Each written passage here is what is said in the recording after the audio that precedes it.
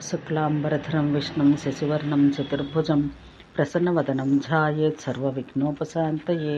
మధురాతీర్థ ప్రాదుర్భావం ప్రదక్షిణ విధి మహత్యం. వరాహ భగవానుడు ఇట్లు చెప్పెను: వసుంధర, నా మధురా క్షేత్రం యొక్క హద్దు 20 యోజనాల మేరలో కలదు. మధురా మహత్యం ప్రస్తుత వరాహ పురాణమందే కాక నారద పద్మ స్కాంద పురాణాల్లో కూడా కలదు. ఇది సప్తపురుల్లో ఒకటి. దీని ప్రాచీన నామం మధుర, మధుపురి, మహోలి. ఇచ్చట దాని క్షేత్ర సరిహద్దు 20 యోజనాలుగా చెప్పబడింది. హుయత్సాంగన్ చైనా యాత్రికుని కాలమందు మధురా మండలం 833 మైళ్ళు, అట్లే మధురా నగరం 4 మైళ్ళుగా పరిమితంగా కలదు. జైన గ్రంథాల్లో ఈ నగరం పేరు సేరిపురి. తర్వాత కాలమందు వీరసింహుడు, జయసింహుడు మొదలగు పీష్వాలు ఇచ్చట తడవుకు అనేక మందిరాలు నిర్మింపచేసిరి. ఇచ్చట మందిరాలు, వనాలు విస్తృతంగా ఉన్నాయి. అక్కడ ఎక్కడైనాను స్నానం చేసినా లేక మరణించిన మానవుడు సంపూర్ణ పాపాల నుంచి విడివడను. వర్ష ఋతువందు మధుర యొక్క చుట్టుపక్కల గల ఏ స్థలమందైనను నా భక్తులకు అత్యానంతప్రదంగా ఉండను. హరి సుషుప్తి, హరిశయనం. తర్వాత 4 నెలలకు సప్తద్వీపములందు పుణ్యమయమైన తీర్థములన్నీ పుణ్యస్థలాలుగా మధురకే వచ్చి చేరును. నా దేవోత్థాన సమయానికి నేను మేల్కొన్న తర్వాత మధుర యందు నన్ను దర్శించిన వారి ఎదుట నేను నిరతరం ఉందును. ఎట్టి సందేహము లేదు. పృథ్వీ, ఆ సమయాన నా ముఖ పద్మాన్ని చూసిన మనుషులు 7 జన్మల్లో చేసిన పాపం నుండి తక్షణమే ముక్తులు కాగలరు. అందుకే మధురైందు నివసించి జనులందరూ ముక్తి పొందిన వారే అగుదరు. ఏ మానవుడు మధురైందు ప్రవేశించి కాళింది నది ఎందు స్నానమాచరించి నిరతం నన్ను తలుచుకున్నవాడు రాజసూయ అశ్వమేధ యాగాలు చేసిన ఫలం పొందును. అంతేగాక నా విగ్రహానికి ప్రదక్షిణం చేసిన వాడు 7 ద్వీపాల్లో గల పృథ్వీ యొక్క ప్రదక్షిణం చేసినట్లగును. ఇంకను ఒక వస్త్రంతో వత్తిని చేసి నీతితో నింపిన పాత్ర అయింది దాన్ని ఉంచి ఆ వత్తిని వెలిగించి భగవంతుని సన్నిధిలో ఆ దీపం ఉంచిన వ్యక్తికి అంత్య సమయాన 5 యోజనాల పొడవు 5 యోజనాల వెడల్పు కలిగి పూర్తిగా దీపాలతో అలంకరించబడ్డ విమానం వచ్చి అందులో గల అప్సరసులు స్వాగతం పలుకుచుండగా దేవగంధర్వ యక్ష సిద్ధ నాగ వైతాళికులతో స్వాగతింతరు. కాలాంతరాన అతడి పుణ్యం క్షీణించిన పిదప సంపద గల ద్విజ కుటుంబాన జన్మించెదరు. అంతట ధరణి ఇట్లా ప్రశ్నించినది: భగవాన్, ఒకవేళ అన్ని తీర్థక్షేత్రంలో పశువులు, భూత పిశాచాలు నాయకుడు లేకుండా ఈ ఉపద్రవాలు కలిగించే ప్రాణుల నుంచి బాధితులయ్యి ఉండవచ్చు. అయినను ఇచ్చట మధురాపురి ఏ దేవుని చేత సురక్షితంగా ఉండి అనంత ఫలప్రదానం చేయుట యందు సమర్థంగా ఉండును. వరాహ భగవానుడిట్లు చెప్పెను: దేవి పృథ్వీ, నా ప్రభావం చేత విఘ్నకారులకు శక్తులు నా ఈ క్షేత్రమందు భక్తులపై ఎన్నడూ దృష్టి సారించలేరు. వాని ఎందుగల నా భక్తులైన వారికి ఎట్టికేడునో కలిగించజాలరు. వాని రక్షణ కొరకే నేను 10 మంది దిక్పాలకులు, 4 లోకపాలకులను నియమించి ఉంచాను.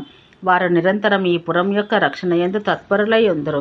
దీని పూర్వదిశ యందు ఇంద్రుడు, దక్షిణ దిశ యందు యముడు, పశ్చిమాన వరుణుడు, ఉత్తరాన కుబేరుడు, అట్లే మధ్య భాగంలో ఉమాపతి యగు మహాదేవుడు రక్షించుచుందురు.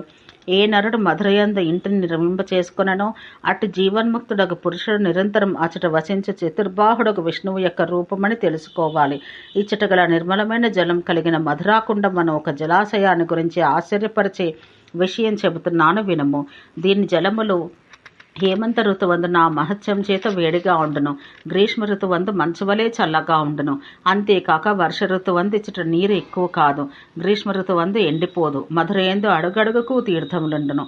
వీని యందు స్నానం చేసిన మనుషుడు సమస్త పాపాలు నశించిన వాడగును.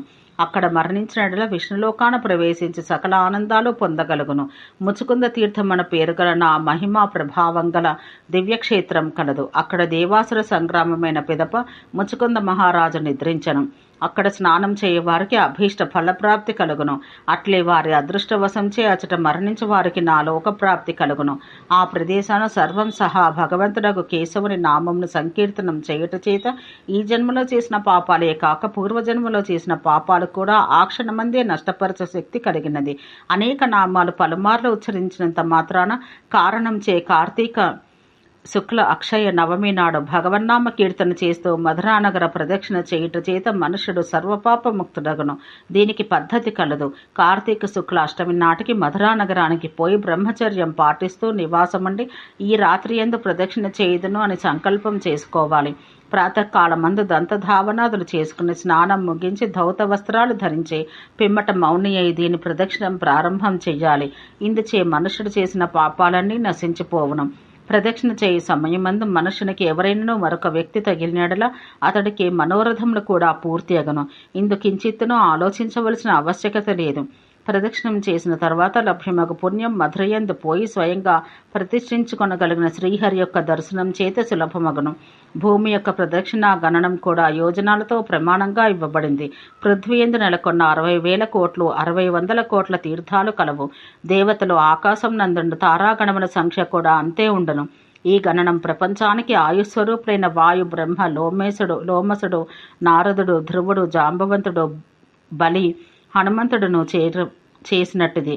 వీరందరూ వన, పర్వత, సముద్ర సహిత ఈ భూమి యొక్క బయట రేఖ నుంచి అనేక మార్లు ప్రదక్షిణం చేసి ఉండిన వారే. సుగ్రీవుడు, పంచపాండవులు, మార్కండేయ ప్రభృతి కొందరు యోగ సిద్ధులైన వారును భూమికి లోపల భ్రమణం చేయుచూ తీర్థాలను లెక్కించిరి. కానీ ఇతరుల కొద్దిపాటి ఓజోబలాన్ని కొద్ది బలం కలవారు. వారు మనసునందు కూడా వీటి అన్నింటి పరిభ్రమణం చేయుట యందు అసమర్థులు. ఇక ప్రత్యక్షంగా గమనాన్ని చేయుట గురించి చెప్పవలసింది ఏముంది? అయినా ఈ సప్తద్వీపాలు తీర్థములందు భ్రమించుట చేత కలుగు పుణ్యమున కంటే అధిక ఫలం మధుర యొక్క ప్రదక్షిణం వల్ల లభ్యమగును. మధుర యొక్క ప్రదక్షిణం చేయవారు సప్తద్వీపముల యొక్క పృథ్వీ యొక్క ప్రదక్షిణం చేసిన వారే అగుచున్నారు.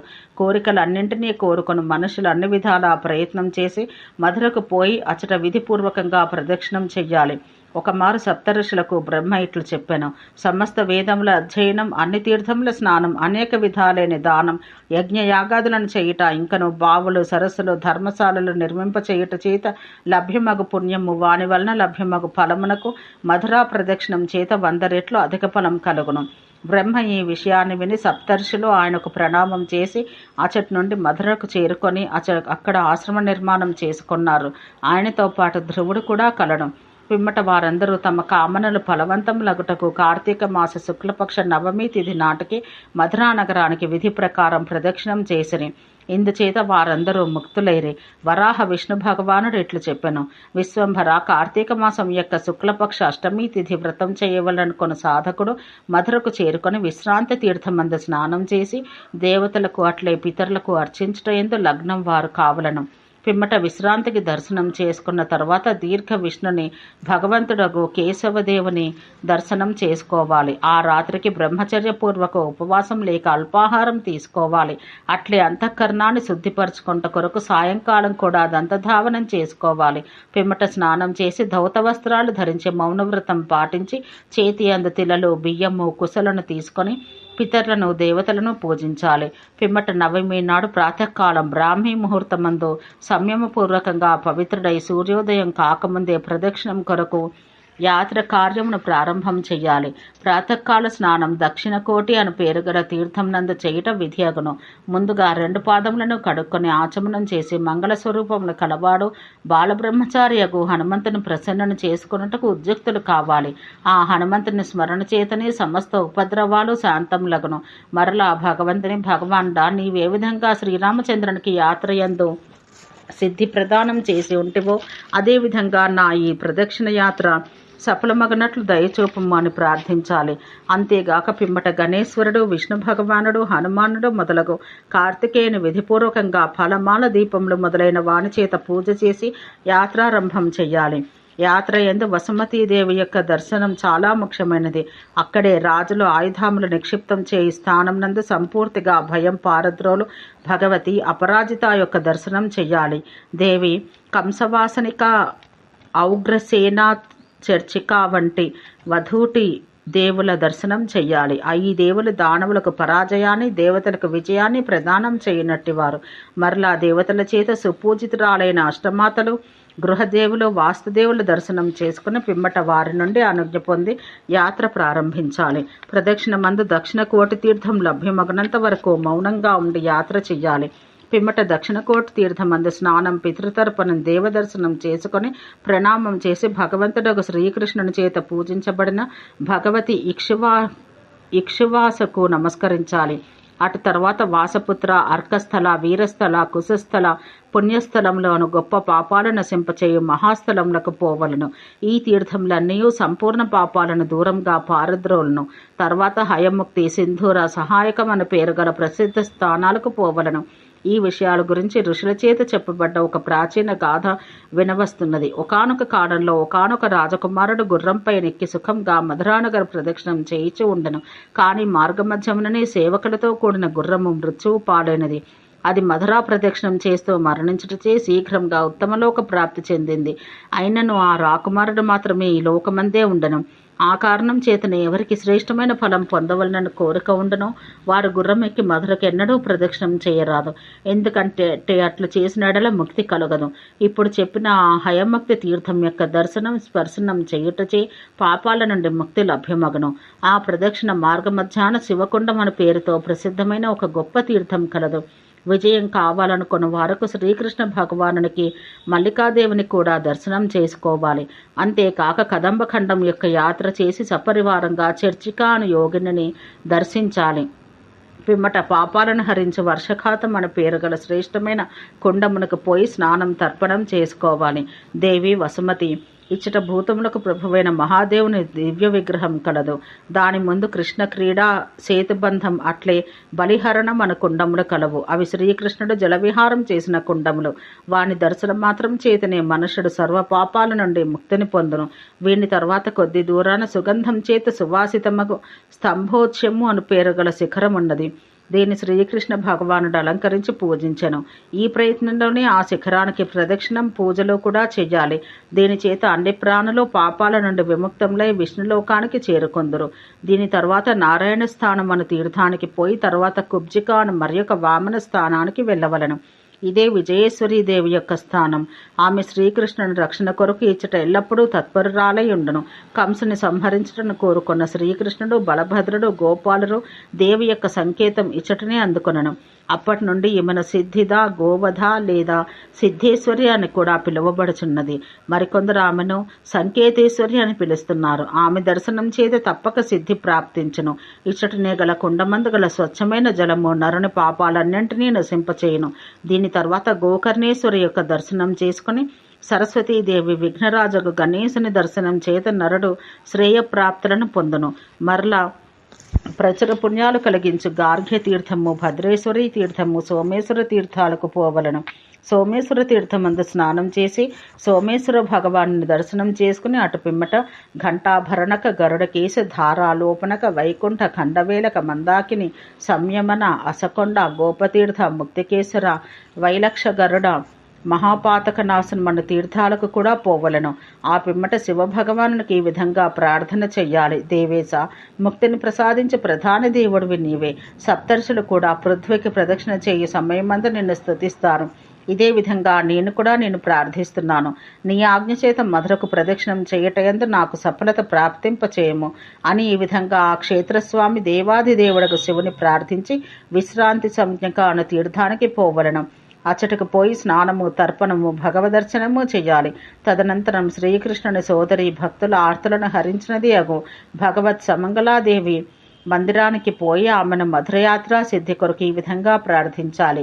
శివే, నీవు సంపూర్ణంగా మంగళపూర్ణంగా కార్యములను సంపన్నం చేయుటయందు కుశలురాలవు. నీ దయచేతనే ప్రాణుల సర్వ మనోరథములు పూర్ణములగుచున్నవి. నీవు ప్రసన్నురాలవై నాకు కూడా ఈ యాత్రయందు సఫలత సిద్ధించినట్లు వరమిమ్ము. ఈ సుమంగళార్చన అయిన తరువాత పిప్పలేశ్వర మహాదేవుడు స్థానానికి వెళ్ళవలను. పిప్పలాదుడు అను ముని ఇచ్చటని ఆ మహాదేవుని అర్చించెను. ఆ మహా తపస్వేగ ముని ప్రదక్షిణం చేయుటచే అలసిపోయెను. అందుచేత ఈ స్థానానికి శివభగవానుడు వచ్చి ఆయన అలసట తీర్చెను. ఈ సమయాన పిప్పలాదముని అచ్చటగల భూమిని చదును చేసి దానిపై తన యొక్క గుర్తుగల శంకర భగవానుని ప్రతిమను స్థాపించెను. అందుచేత ఆయనకు యాత్రయందు సాఫల్యం సిద్ధించెను. అందుచేత ఆయన దర్శనం శుభమునకు సూచకం. మందిరమందు ప్రవేశించు సమయాన దక్షిణ భాగం యొక్క శబ్దము కార్య అనుకూలతను సూచించెను. శ్రీకృష్ణుడు కంసవధ సమయమందు సాఫల్యం కలుగుటకై స్వయంగా ప్రార్థన చేసి ఈ దేవి యొక్క శుభసూచకముగా ఉత్తమగు దర్శనము ముందుగాను అంతమునందు మరియొక మారు ప్రాప్తింప చేసుకొనెను. అందుచేత ఆయన దర్శనం చేసుకొనుటచే మనుషునికి సర్వాభీష్ట కార్యాలు పూర్ణములగును. ఆ సమయాన కంసుని యొక్క పెద్ద పెద్ద మల్లులను చంపవలననే ఆలోచనచే శ్రీకృష్ణుడు వజ్రంతో సమానమగు రూపం కలిగిన సూర్య భగవానుని కూడా ధ్యానించెను. ఆ సమయాన మల్లులందరూ నశించిపోయిరి. అప్పుడు శ్రీకృష్ణుడు స్వయంగా ఆ స్థలాన వజ్రానని సూర్యుని ప్రతిష్టాపించెను. అప్పటి నుంచి మధురయందు నివాసముండు వ్యక్తులు అభీష్ట వరములిచ్చే సూర్యుని తమ ప్రధాన దేవతగా పరిగణిస్తున్నారు. అంతేకాక సూర్యతీర్థంపై ఆయన్ను దర్శించుకుంటలో ప్రదక్షిణాయాత్ర సమాప్తం చేసుకోవాలి. మధురా ప్రదక్షిణ సమయమందు మనుషుని అడుగులు పృథ్వీపై పడ్డప్పుడు ఎన్ని అడుగులు పడ్డవో అన్ని వేల సంవత్సరాలు తన వంశమందరి వ్యక్తులు సనాతన సూర్యలోకమందు స్థానం సంపాదించుకొందరు. మధురా ప్రదక్షిణం పూర్తి చేసుకుని వచ్చి మనుషుని ఎవరు చూసినా వారు పాపాల నుంచి ముక్తి పొందుతారు. అట్లే ఎవరు ప్రదక్షిణానికి సంబంధించిన విషయాలు విందరో వారు కూడా అపరాధాల నుంచి ముక్తులై పరమపద ప్రాప్తి పొందగలరు. ఓం శాంతి శాంతి శాంతి.